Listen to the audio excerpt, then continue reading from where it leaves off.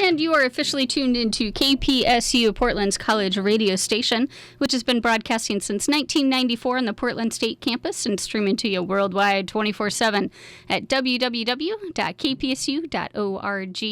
where all of our fabulous shows are available for podcast and download. You can also check us out on the TuneIn app for any Apple products or the KPSU app in the Google Play Store. And I have ready to perform for you live in the KPSU studio now for Live Fridays. Here is There Is No Mountain.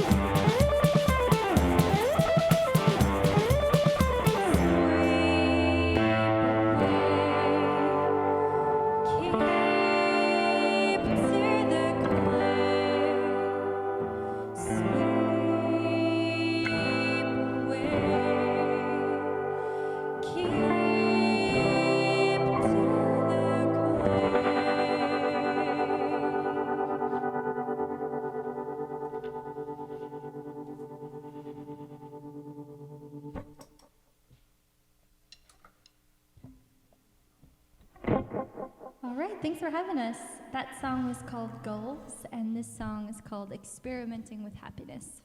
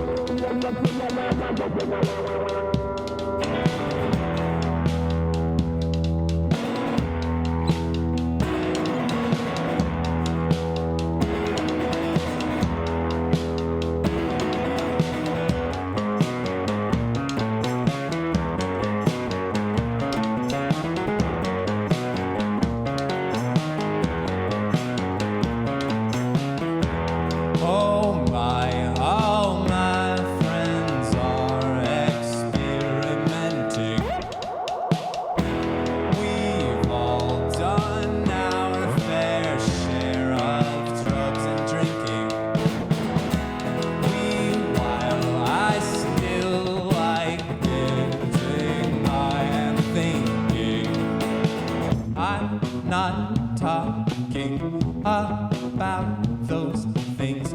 Careful, cautious, self-forgiveness. Experimenting with happiness. Experimenting with happiness. Experimenting with happiness.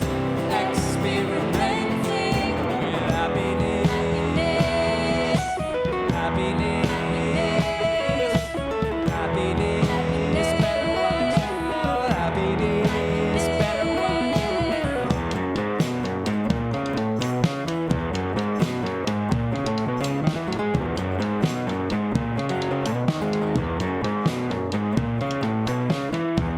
Oh my, all my friends are out pushing borders. We cynics testing post-ironic waters.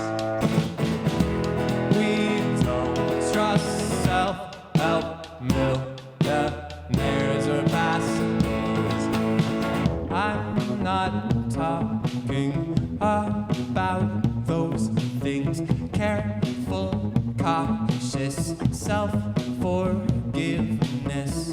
Experimenting with happiness. Experimenting with happiness. Experimenting with happiness. Experimenting with happiness. Happiness. Happiness. Better watch out. Happiness.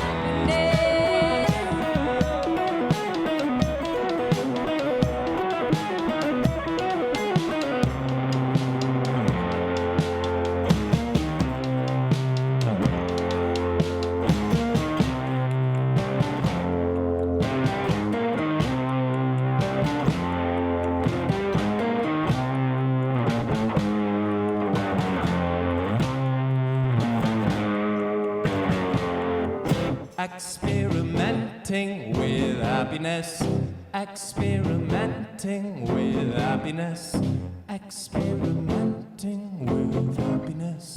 Experimenting with happiness.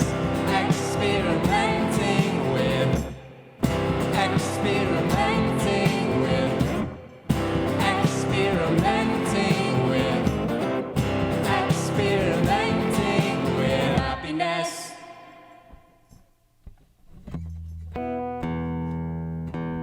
All right, if you're tuning in on psu.tv or kpsu.org, or just over the airways, we are called There Is No Mountain. We flew in from Southeast Portland today. We're gonna play a couple songs off of our new album, Luna. That song was called Experimenting with Happiness, and this song is called Listening to Sadness. We're playing with the range of emotions tonight, the whole spectrum.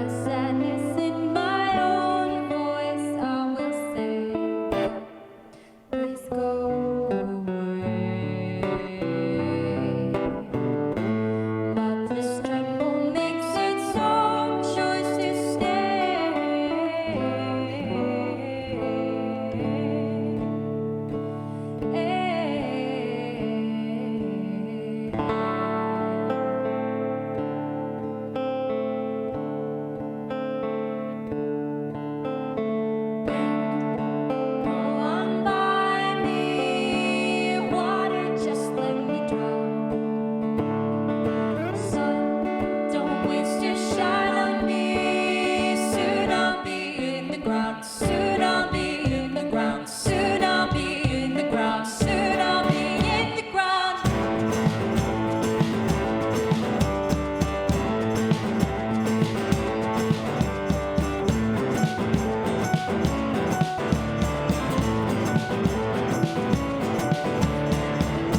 Why does no one ever listen anymore? Why? I don't know why. Why does no one ever listen anymore? Why? To the sadness in my own voice, I will say no. Please go away. But this tremble makes its own choice to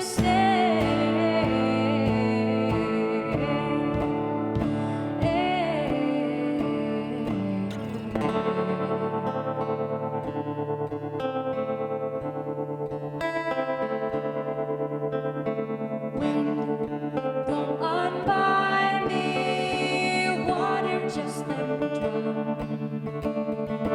Sun, don't waste your shine on me, soon I'll be in the ground. Wind blow on by me, water just let me drown. Sun, don't waste your shine on me, soon I'll be in the ground, soon I'll be in the ground, soon I'll be in the ground, soon I'll be in the ground.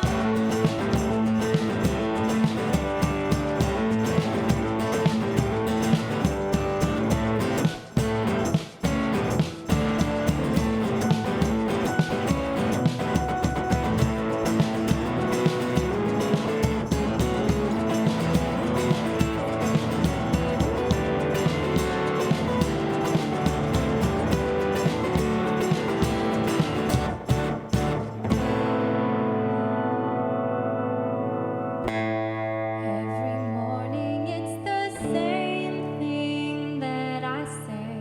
This day I'll be good.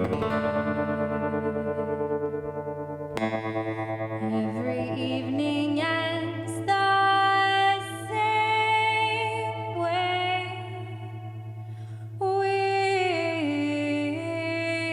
Wishing that I could.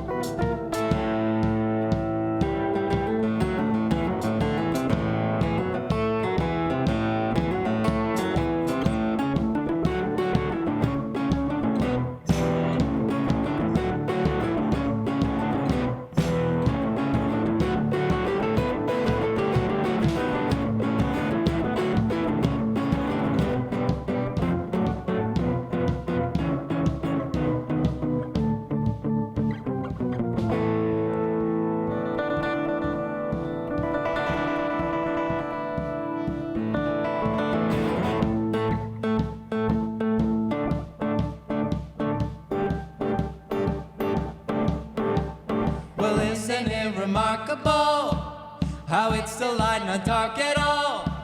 At dusk, your eyes keep telling you how there must be hours left to do what we wanted.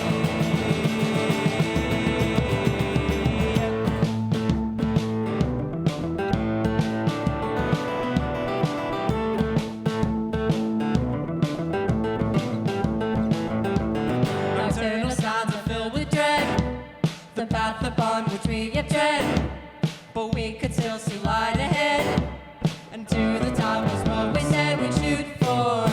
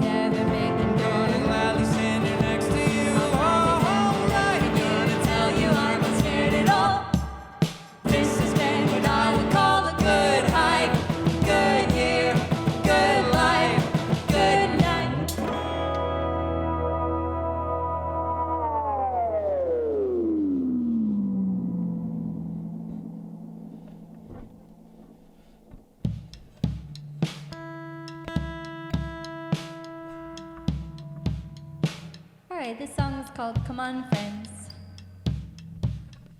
And the last few songs, this one included, are on our new album, Luna.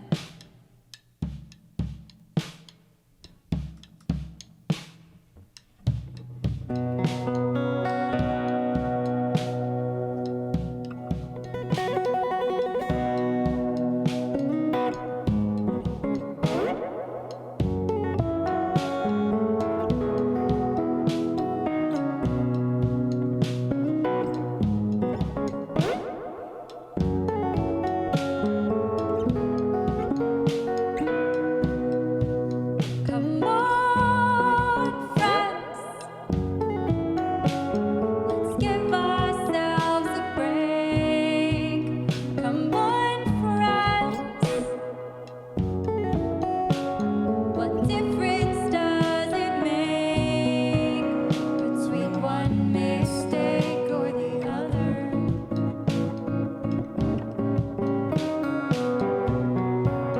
We could just forgive each other. You're asking me to look away,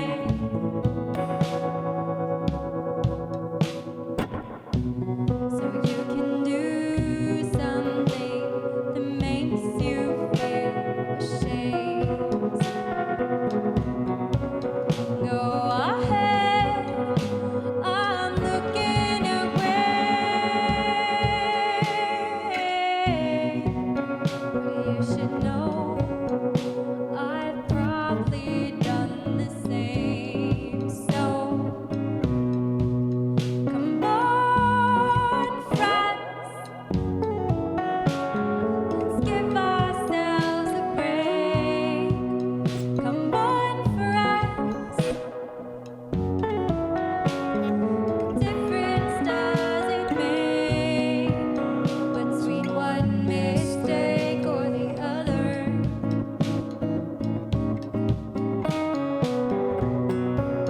We could just forgive each other. Cells in our bodies are replaced.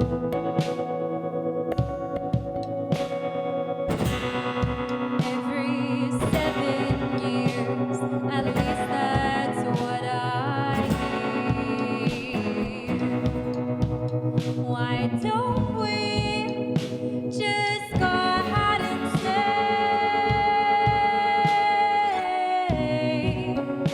that your broken heart is in its 7th year? Come on, friends.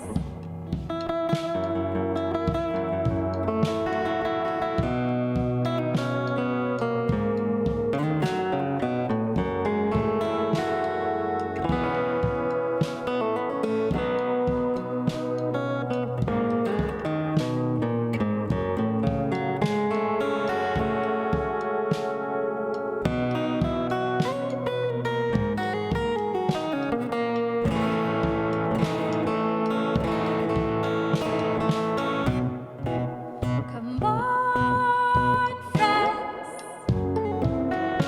Let's give ourselves a break. Come on, friends. What difference does it make between one mistake or the other?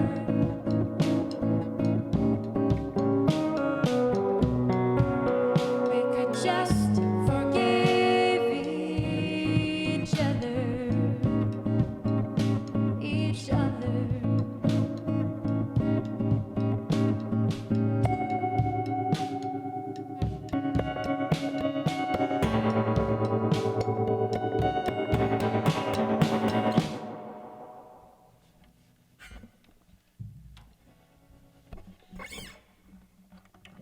All right. All right, if you're listening or watching, thank you so much. We're called There Is No Mountain. We're from here in Portland, Oregon. And this next song we're going to play for you is called Wheels, and it's actually the first time we've ever played this on air or on TV or anything like that.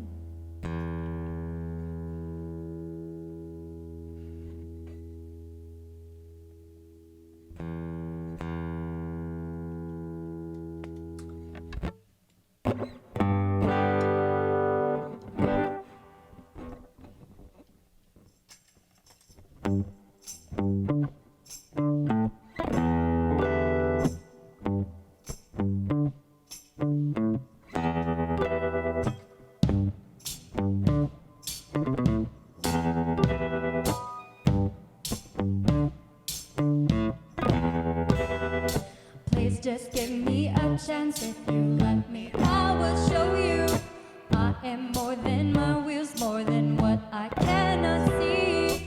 It hurts when no one will slow down to listen to me. It's kinda lonely when people are all scared to meet you.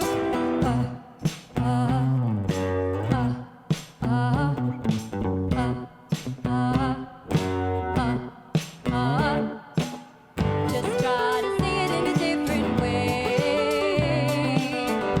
Oh, I'm living in a different way. Just try to see it in a different way. Oh, I'm living in a different way.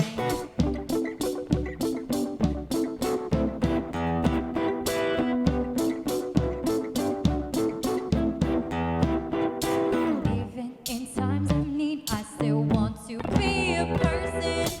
Even when times are good, I still have to think the worst. Then you don't need to pretend. Understanding isn't what makes it easy for me to live. It's just worse when everyone fakes it.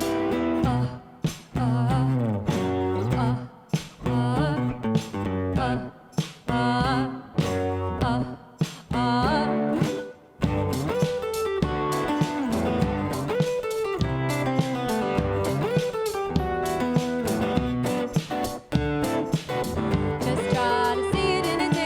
way.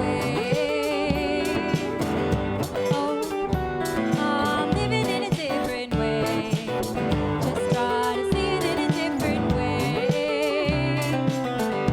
Oh, I'm living in a different way.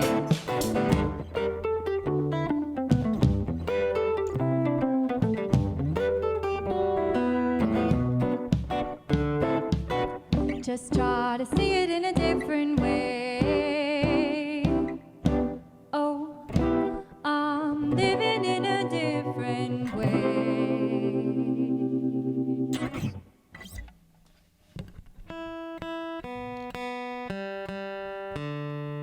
All right, so I think we just have one more song, and then we're going to do some sort of interview or receive some sort of interview. I don't know how to say that. We will But participate in this- an interview. We'll participate in the interview. Yeah, maybe we'll ask the interviewer some questions. Maybe she should be ready for that. Ooh. So we have one last song. It's called Waterbound, and it's our first, last, and only cover of this set. And it's by an artist named Dirk Powell. And it is sounds like an old, ancient Appalachian tune, but it's actually a new song that he wrote. And it's our best attempt at mixing Appalachian folk and metal in one song.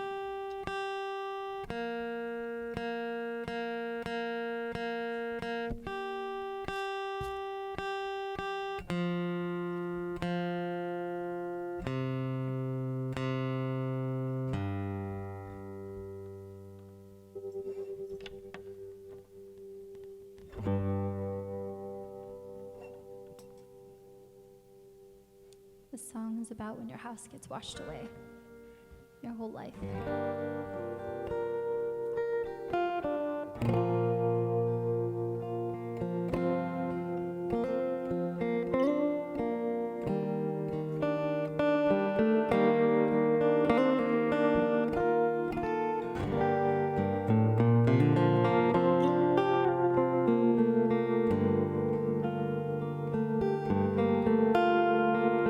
I went out late one night.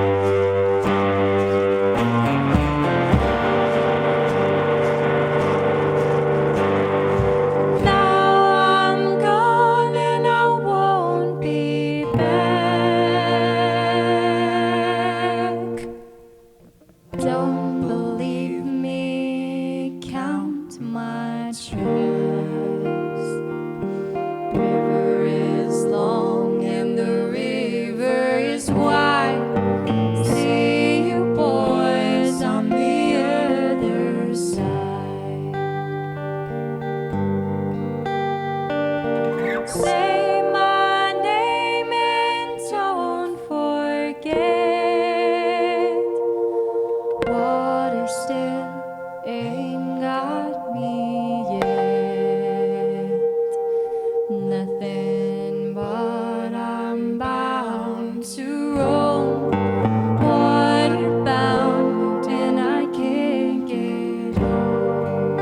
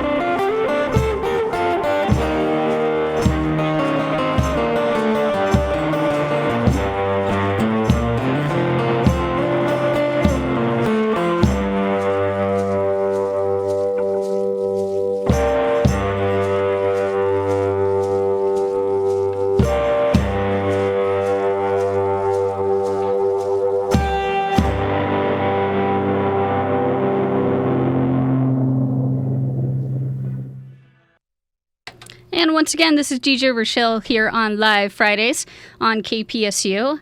And we are going to have a little interview session after you've heard There Is No Mountain playing in the studio. Here they are to introduce themselves. Hey, I'm Matt from There Is No Mountain. And I'm Callie. Here's Rochelle, Why, hello, as Oh, I hello. knock over your tambourine. one of our instruments. Gotta make an entrance, I suppose. Yeah. Well, first of all, thank you guys so much for being here. Yeah, thanks for having us. This is really fun. So I've been a fan of your music for a while. It's been really, I've kind of like silently stalked you online and it shows without actually coming up and saying hello. So Well, it's a little weird without the beard. What happened there? Yeah, it got itchy, and I had like a brush that was a beard brush, and every morning I was like spending time on that because I would sleep and it would get matted. So one day I was like, why am I doing this? This is like 10 minutes a day that I could just have back. So no more beard. I think every woman feels that way about her hair on her head. Why am I doing this? Right? I could just get like get it rid gets of this. matted on one side and doesn't come out right in the morning. Yeah. We should all just be bald. Just shave it all. Just get rid of it. All right, well, let's talk a little bit about the music. You've got a new album out, Luna. Yeah. Tell me how that came about. Over a long period of time. Yeah, we started writing a lot of this album when we were touring around the country. So in 2012, we started doing cross-country tours, just back and forth. And shortly after, we released our previous album, self-titled. And after that, we just pretty much started writing and were inspired by a lot of the landscapes we saw on the road and music we were listening to on the way. And last year, we came back to town and stayed put for a little while so that we could actually record it. I love some of the different genres you incorporate in there, like the track Sadness, where you have some jazz elements. Yeah. How much jazz do you actually listen to on the road then? Oh, a fair amount.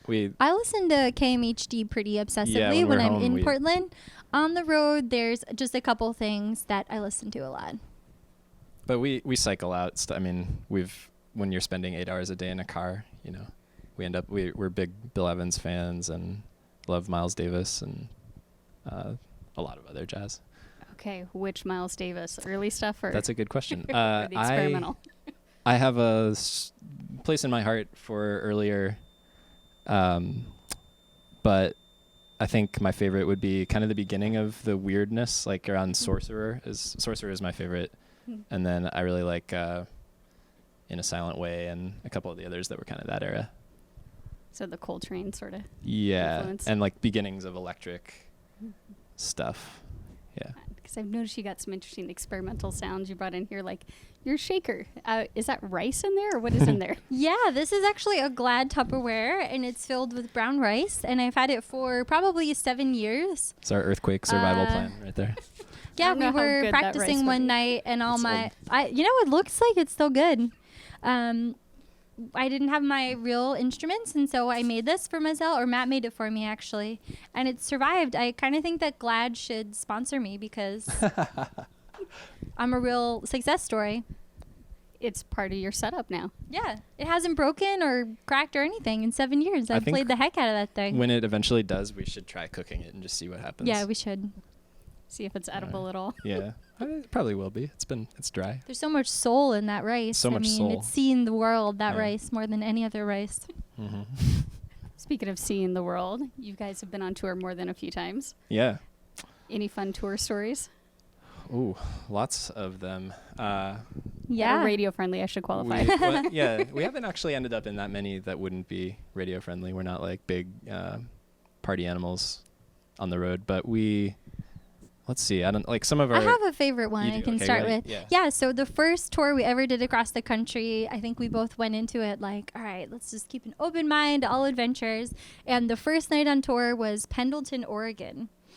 And we didn't really know much about it, but after we played, there was a guy who had kind of set up the show for us and was our ambassador to Pendleton. And everyone, his name was Peter, everyone kept coming up and saying, oh, are you guys going to the jazz club with Peter? We're like, I don't know. What? There's a jazz club in Pendleton? And after the show, he took us down like a back alley past where there was going to be any jazz club. And he opened up a nondescript door. And what it actually was a club, not in the sense of like, not a club, but like a club as in a group of people that go and play. And it was a historic jazz club that, who had played in this? Oh, I think someone. Piano player for like Johnny Carson or something. Band like way back in the day, the bassist had started it, but there was just this room full of like a working B3 organ with the Leslie cab, and there were like full sets of vibes and just all this like a pump organ. It was really awesome. Yeah, so he was like, have fun, guys. So is that just part of the backline? Anyone can come in and just play those instruments? No, you have to know Peter or some other person. He's like the key holder of this place. But it was a secret, tiny, mini private Pendleton museum as well. And so at midnight, in the middle of, nowhere, kind of, we got this awesome, like, small town experience. Sounds like a speakeasy. Yeah, I guess it's not as wild as some tour stories, but for me in the moment, it was very much an adventure. It was a surprise. We end up in a lot of even smaller towns than Pendleton, where we just, that's like, we go to cities too, but small towns we just always kind of go in like, I don't know why someone booked us in this tiny town, how they heard of us, but we're just going to have fun and see this place that we never would have gotten to go to otherwise. And that's, I think a lot of our favorite tour experiences have been from that, like ending up in a Victorian house in the middle of a cornfield in Iowa, like many, many miles from any town, and playing a house show, or like just things like that. We do a lot of couch surfing, so a lot of our stories come from the people that we meet on the road. We stayed with the nudist once. More than once, yeah. Yeah. Do you have any tour must-haves that you bring with you then, knowing that you're going to be couch surfing? We travel really light. We're really bad house guests for that reason. We need pillows, we're always like, blankets. do you have blankets? Do you have pillows? But we're ready to go without them if we need to. The thing we most tour with is our food, because we're vegan, and so on the road it can be a little bit hard. Yeah. So we pack a lot of food. Put like a ridiculous amount of forethought into what we're gonna have to eat on each day. Yeah, probably not a lot of vegan sandwiches to be had in Iowa. No. You have to find like the Whole Foods in Des Moines, Iowa, and then just like buy a bunch of food for the next couple days. Stock up. Yeah. All right, back to the music here. Looking at your instrumentation, you've got, I'm not even sure how to term this. It looks almost like part of a snare. What am I looking at with your drums? Yes. Yeah, it's a snare and a tom, but I play them a little bit. I play the tom a little bit more like it would be a kick drum. And these are dishcloths. So, again, keeping with the kitchen theme. Mm-hmm. Do you guys play in the kitchen then? Our kitchen has really good reverb, so it's nice to sing acoustics. We do sing in there a lot, but we practice in our basement. This is a wedding gift that is on its last legs, sadly, because we've been using it for years. It's been well loved. Yeah, we actually just bought new dish towels because we were like, well, this is falling apart. And we found out that the acoustics of the dish towels are different, like significantly. They make that drum sound different depending on material. So now we're on a hunt for that exact thing. So if anyone out there Like whoever knows bought what that for this- you for where your this wedding. came from. Yeah, we could probably find out. Yeah. How did you guys first meet each other? We were in college in Boston, which we're both from the East Coast, and we were up there, and we had mutual friends, and just met at a party, and decided to be best friends that night, and then that that was it. We actually were. How did it develop from being friends into being in a band? Well, we were, so Callie had a radio show actually at BU, which is where she went. That was like at 2 a.m. in the morning.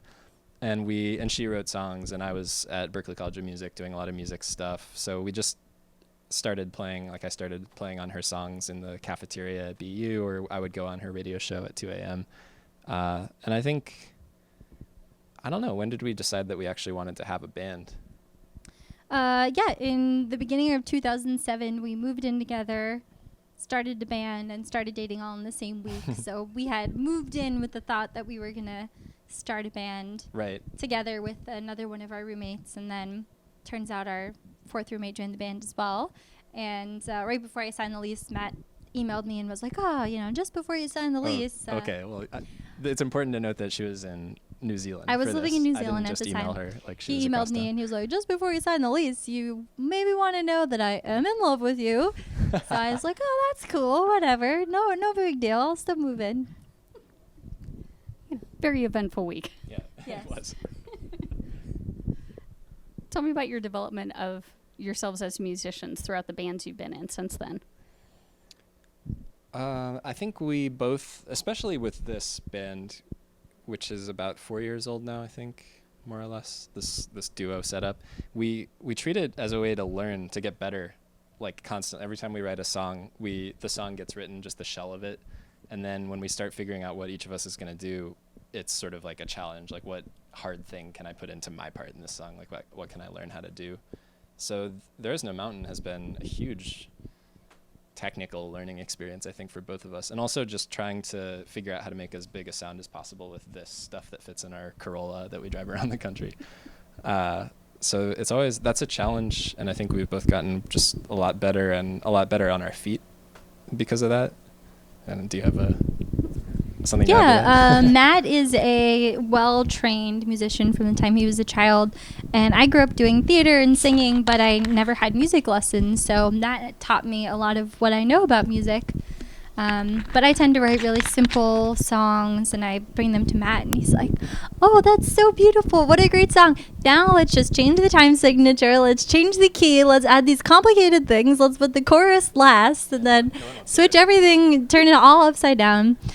So yeah, he makes me practice it every single night, and I'm a you dictator. do. He makes me practice every night, and always makes me do really hard things, even if I'm like, well, I think it would be just fine the easy way. He's like, no, you will do it the hard way. That's not exactly how it goes down, but it's close, probably. Yeah. So what's your side of it? Well, I like to think it's more of a mutual, like, let's practice tonight. That is that way. Like Callie gets home and I'm like, all right, the basement. Let's go. What is the songwriting process like? I mean, you talked about your practice and what you guys are doing, but when you sit down to decide you're going to start a new song, how does Yeah. that begin? Well, one of us always starts the seed of a song. It's always usually whoever sings lead on that song is the one that, kind of came up with the lyrics or started writing the melody. But then I don't know. It's pretty collaborative. Once one of us has something that we feel is like ready to be called a song, we bring it to the other, and then we just start messing with it and just kind of throw the kitchen sink at it, like see what. Sometimes it's like we want to write a song that has this African guitar rhythm that we've both been really vibing on lately. Let's figure out how to do that with this folk song that was written. Or I want to put a doom metal riff in this song. How can we do that and still have an acoustic guitar and a couple drums? And it's kind of just whatever whim takes us. How do you decide when the song's done? I don't know. They're probably never done because never- we always change yeah, them when we're they- touring, especially. We've had songs that we've played for 4 years and then completely changed. Yeah, I think when we Once it's recorded, then it's if it's on an officially album, done. then that's it, I guess. But we always jump the gun with new stuff. Like we'll play something, we'll get really excited to play a new song, and we'll have a show and we'll play it when we really probably shouldn't, and then we'll do that over and over. So I think actually sometimes songs actually get figured out best playing live, because it's sort of terrifying to play something new that you know you're going to mess up, and you just sort of adapt it for that setting. You both look so tense and nervous. And in some of your songs, do you talk about emotions? Just a little bit. How much do you decide like where your mental state is when you start writing a song then? When you have that seed you talk about, how much of it is an emotional thing and how much of it is actual like lyric or theme based? You mean like which comes first? Right. I think it just sort of depends on, you tend to write lyrics first almost always, right? So yeah, I think a lot of times it's a mix of both, but sometimes one, sometimes the other. I often I usually end up with the problem where I'll be doodling on a guitar a lot, and I'll come up with something I really like that I know is going to be a song, but then I have to go back and pour lyrics into it. And I kind of wish I was better at doing at just writing poetry first and then figuring out music around it, because I think it's easier. It's sort of weird when you're like searching for an emotion or a topic where you're like, I need to put some words to this. What do I feel? But I think usually the lyrics that either of us write come directly from some thing we were feeling or some positive or negative emotion. And you do kind of run the gamut on emotions in your albums, where you go from sadness to joy and happiness and all over the place, which is actually kind of a fun roller coaster ride to listen to. How much of that is planned when you go into the studio to record an album, to actually have the ups and downs in there? Yeah, I think that just comes naturally in the songwriting, because I think it's kind of a goal for me, at least, to try to be really honest in my songwriting. I used to feel a little bit more the need to have everything end with a happy ending, or to have music be positive so it'd make a positive effect on people. But I sort of realized that actually being honest makes people feel more comfortable and better overall, to know that maybe someone else felt that same way, or just understand that this person who's smiling and having such a good time on stage also has difficult times too. So yeah, I think it's just the natural way that we feel. We're both really happy people who love life, but also sometimes struggle with depression and anxiety and challenges that a lot of people do. I think that's part of the appeal of your music, is that it's something people can relate to. And that's what's fun. When someone goes to a show to hear you guys play, what's the hope you have for the audience? Ooh, I think that they'll be surprised, that they'll see like this setup beforehand and be like, oh, this is going to be quiet, or like this is, see a guy walk up with an acoustic and, just think it's going to be some sort of folk thing, and then hear like the crazy, what's the word I'm looking for? Melange of sounds. Is that a thing? Is that a word? In another language. I think that's, especially playing for a first time audience, like when we're on tour, that's so fun to just be like, and now we're starting, and here's this like really weird use of these instruments that hopefully you've never quite heard before. That's yeah, I think for me, I want the audience to leave feeling awesome. Yeah. And so terrible. Yes. I think when I was younger, I used to put a lot of thought into the audience thinking I was cool, and what could I do to like look cooler and be cooler. And eventually, after getting on stage enough times with this mindset of I'm going to be cool, and then just starting with a ridiculously silly joke or a goofy thing, and realizing that's just who I am. And actually what I really want out of our shows is the audience to feel awesome, for them to feel cool, and everyone to just have a fun time and feel welcome. So we try to be extra uncool, so it just like we want them to pity us and also leave feeling good about themselves. Them to feel bad for us. You definitely caught the sound guy off guard, even though he had your input list. He was expecting this huge setup, and you come in and it's like, oh wait, there's only 2 people, but I've got all the mics I need to pull out. Yeah. Which there were cords everywhere. I'm amazed I haven't tripped yet. It's when there's still time. Wait, yeah, just walk that way. Yeah, no kidding. That's always a little bit of a challenge on tour, especially where we're playing places we've never played, and someone sees that we're a duo and they're like, they get out 2 mics and they're like, this should be good, and we're like, well, even in our basement we need like 8 inputs, and yeah, but it's good, it's worth it. Your pedal board is rather impressive. How did you start collecting all these pedals?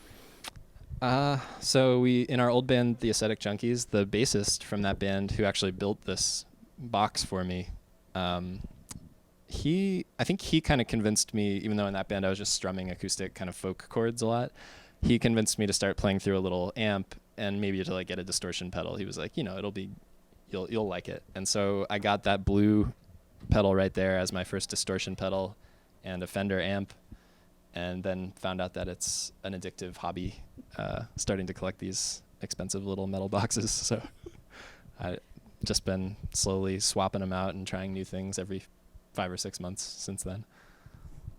What appeals to you when you get a new pedal? Just like a new toy, I guess, or a new whole, since I guess a lot of my half of our arrangements kind of rely on these sounds I can get from this thing, it opens up new little avenues that I can take genre-wise or just sound-wise. So I think whenever I buy one, I'm like, how will this affect our band more than anything? So you don't necessarily have a sound in mind when you go to get one? I'll usually kind of, if it's like a standard thing, like just a distortion pedal, I'll just decide I need this kind of different one to do more what I'm trying to do. But when it's something weirder, like the vibrato pedal or the octave pedal, I'll usually just kind of hear it somewhere or like read about it online and watch a demo and be like, ooh, I could really use that. And yeah. How much time do you think you spend other than just around the band, just enjoying music? A lot. We actually lately we got really into podcasts, which is sort of new. We've usually, like when we're in the car, the music is just on, we're both singing, and like it just never stops, and we listen at home. Lately we've been actually listening to podcasts instead. Maybe we needed a little bit of a break, but I think I spend at least an hour a day listening to music. You mean Sometimes actively more. listening? Yeah. Because all day there's music playing. Yeah. Pretty much, yeah. Yeah. Do you have a favorite format of music? I like vinyl a lot, and I like sitting down in the living room and kind of having to do that. But right now our record player is kind of broken, and I'm definitely all in with digital convenience. It's like it sucks that they don't pay more, but Spotify is so awesome for just listening and collecting stuff and being able to share stuff with friends. I'm pretty into that.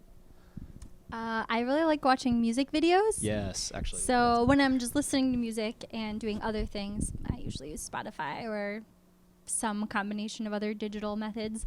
But I love watching music videos. So that is a way that you can kind of sit down and only listen to music and just be engrossed in the song. Do you have a preferred music video thing, like YouTube or Vivo or? Nope.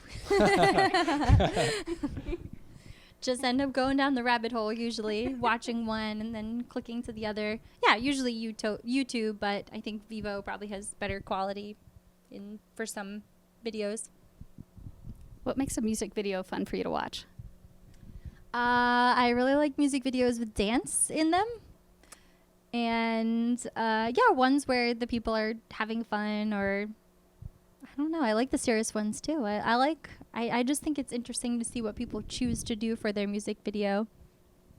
Yeah, if it seems natural, even if it's a super weird idea, I think it's a success, which is it leaves it wide open. But I think the only thing I don't really like in music videos is when it's just like the 90s style, just the band playing and looking cool from like 10 different angles and in 10 different rooms.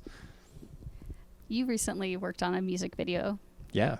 For There Is No Mountain. Tell me about it. Sure. So we had a local choreographer, Beth Thompson, design a really awesome dance for our song Hiking. And we had a cool space, the Action Adventure Theater space. And we actually used a filmmaker from PSU, Michael Hull.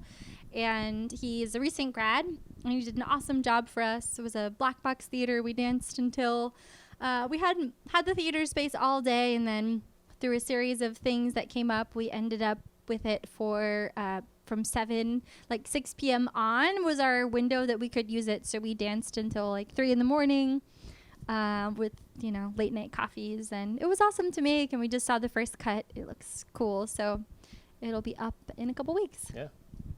Is there a general concept behind it?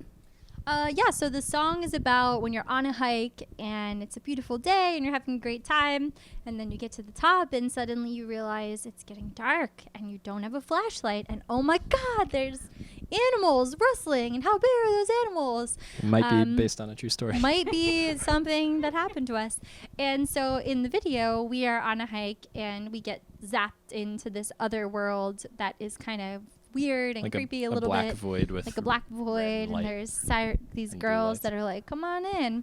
And we get in and we get sucked into this like dancing world, and then at the end we get sucked back out to our hike. So we're almost out of time, so I want to make sure we plug. You've got the new album, Luna, Mhm. upcoming shows. You're touring next, I believe. Going well, to Bend. we actually are. Yeah, we're going to Bend and Pendleton and Enterprise this week, but then we have a show on the 29th, I believe, which is a Monday or Tuesday at Peter's Room, which is in the Roseland. And then we have a show at Secret Society on the 8th with a couple, April 8th. April 8th. A couple good bands from Missoula, I think. And where's the best place for people to check out your music? Probably Bandcamp. There's no mountain.bandcamp.com, or we're just everywhere. Spotify. Or just It's go to thereisnomountain.com Yeah. to find out all the other places. And what about for upcoming shows and all that info? Yeah, all that's up on there as well. There's no mountain.com. And can you do a quick station drop for me? Sure. This is There Is No Mountain. You're listening to KPSU? Yeah, this is There Is No Mountain, and you are listening to KPSU. Thank you guys so much. Thank you. Thank you for having us.